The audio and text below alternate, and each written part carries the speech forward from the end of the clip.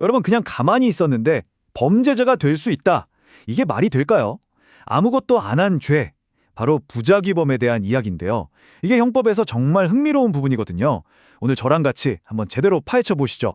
오늘 우리가 살펴볼 내용의 바탕이 되는 자료는요, 바로 한상훈 교수님의 2026년 출간 예정인 형법총론입니다. 이 책의 핵심 내용을 가지고 알기 쉽게 풀어드릴게요.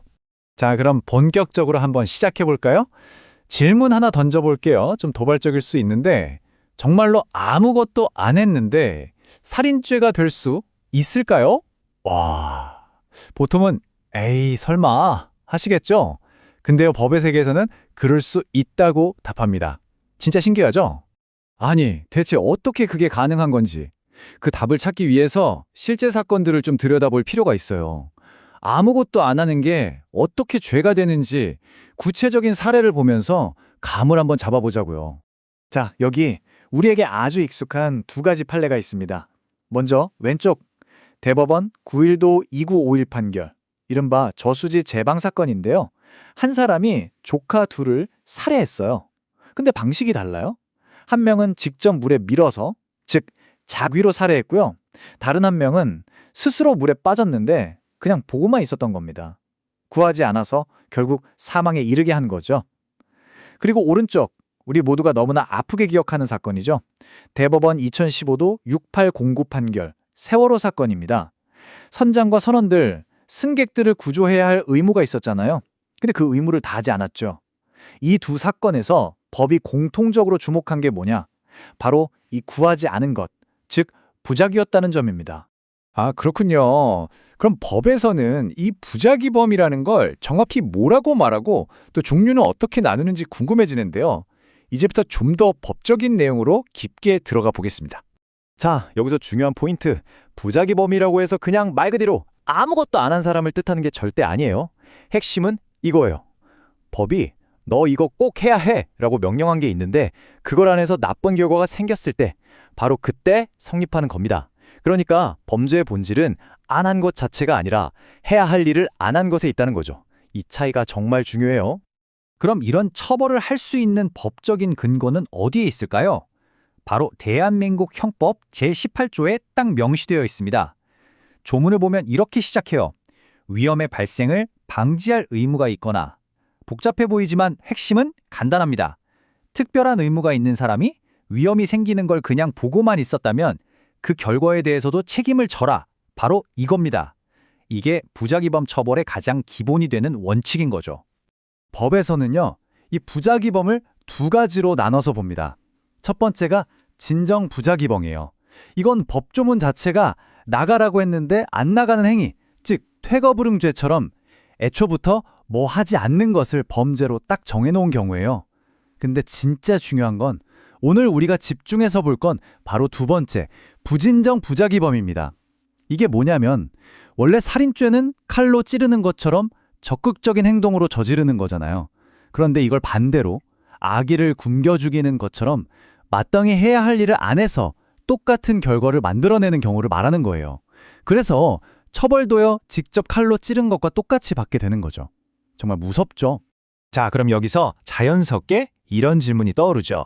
아니, 그래서 그 행동해야 할 의무라는 건 도대체 누가, 언제, 왜 갖게 되는 건데? 바로 이 질문에 대한 답이요, 부작위범이 성립하냐 마냐를 결정하는 가장 핵심적인 열쇠입니다.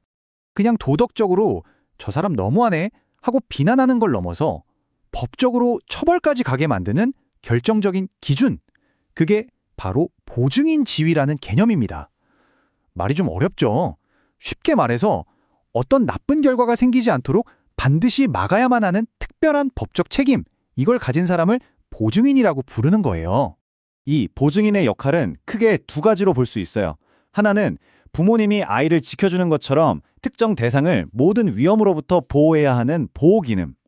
그리고 또 다른 하나는 맹견 주인이 자기 개가 다른 사람을 물지 않게 잘 관리해야 하는 것처럼 내가 통제해야 하는 위험한 무언가가 남에게 피해를 주지 않도록 잘 감시해야 하는 감시 기능입니다. 그러면 이런 보증인 지위는 대체 언제 생기는 걸까요? 법에서는 크게 네 가지를 이야기합니다. 첫 번째는 뭐 너무나 당연하게도 법령에 딱 정해져 있는 경우예요. 부모 자식 관계 같은 거죠.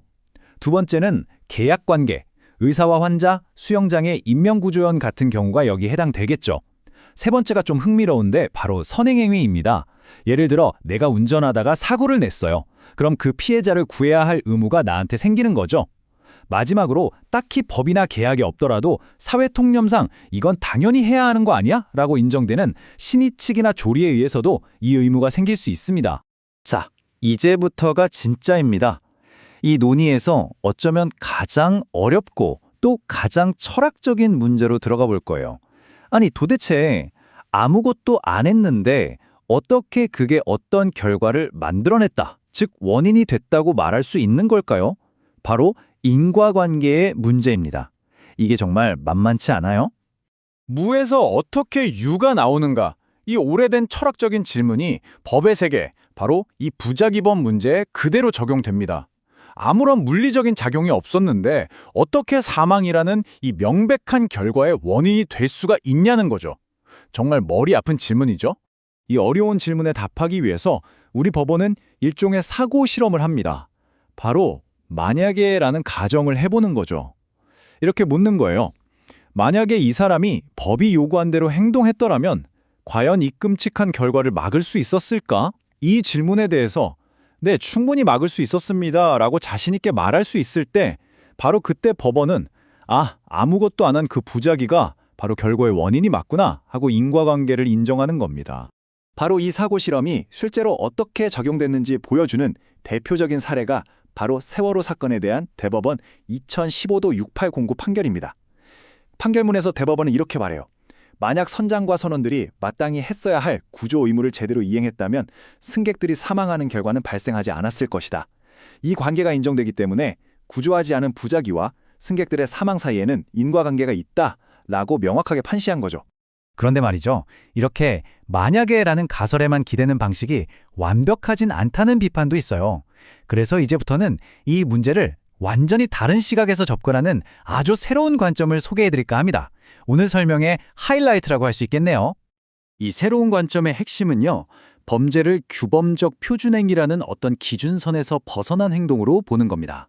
자, 보세요. 살인처럼 하지 말라고 정해놓은 선을 넘어버리는 적극적인 범죄, 즉 자귀는 규범적 과잉 상태라고 할 수 있어요. 그렇다면 우리가 지금 다루고 있는 부작위는 뭘까요? 반대로 이만큼은 반드시 해야 해라고 정해놓은 기준선에 아예 도달하지 못한 상태, 바로 규범적 미달이라는 겁니다. 과잉과 미달, 그림이 딱 그려지시죠? 이 규범적 미달이라는 개념, 말이 좀 어렵게 들릴 수 있는데 아주 기가 막힌 비유가 하나 있습니다. 한번 들어보세요. 아기가 살기 위해 하루에 500cc의 우유가 필요하다고 해보죠. 이게 바로 사회가 요구하는 규범적 표준이에요. 그런데 엄마가 100cc만 줬어요. 자, 그럼 여기서 범죄의 본질이 뭘까요? 100cc를 준 행위일까요? 아니죠. 바로 반드시 필요했던 나머지 400cc를 채워주지 않은 것, 즉 기준에 미달했다는 바로 그 사실입니다. 이렇게 보니까 원인이 명확해지죠. 원인은 아무것도 없는 무가 아니라 채워지지 않은 결핍 그 자체가 되는 겁니다. 더 놀라운 건 뭔지 아세요? 이 논리가 우리 몸이 생명을 유지하는 항상성 원리랑 정말 똑 닮았다는 거예요. 우리 몸이 정상 혈당을 유지하려고 딱 필요한 만큼의 인슐린을 만들어내잖아요. 이것처럼 사회도 법적인 이익을 보호하기 위해서 이 정도는 해줘야 해 하는 규범적 표준행위를 요구하는 겁니다. 그런데 인슐린이 부족해지면 당뇨병이라는 병이 생기죠. 마찬가지로 이 규범적 행위가 기준에 미달하면 범죄라는 사회적 병이 생기는 거예요. 와, 이렇게 보니까 인과관계가 훨씬 더 명확하게 다가오지 않나요? 자, 그럼 오늘 길게 설명드린 내용 핵심만 딱 3가지로 정리해 볼게요. 첫째, 범죄가 되는 부작위는 그냥 아무것도 안 한 0의 상태가 아니라 마땅히 했어야 할 기준에 못 미친 마이너스 상태라는 거. 둘째, 이 마이너스에 책임을 져야 하는 사람은 아무나가 아니라 보증인이라는 특별한 지위를 가진 사람뿐이라는 것. 그리고 마지막 셋째, 그래서 결과의 진짜 원인은 아무것도 없음이 아니라 바로 그 기준 미달, 즉 규범적 결핍이라는 새로운 관점, 이 3가지만은 꼭 기억해 주셨으면 좋겠습니다. 네, 오늘 우리는 부작위범이라는 아주 독특한 범죄의 작동 원리를 깊이 있게 들여다봤습니다. 그런데 이런 법적인 논의를 쭉 따라오다 보면 결국 우리 자신에게 이런 질문을 던지게 되는 것 같아요. 법이 정해준 최소한의 의무, 그걸 넘어서 우리는 이 사회의 한 구성원으로서 서로에게 과연 어떤 책임을 지고 있는 걸까? 한 번쯤 생각해 볼 문제인 것 같습니다. 감사합니다. 수고하셨습니다.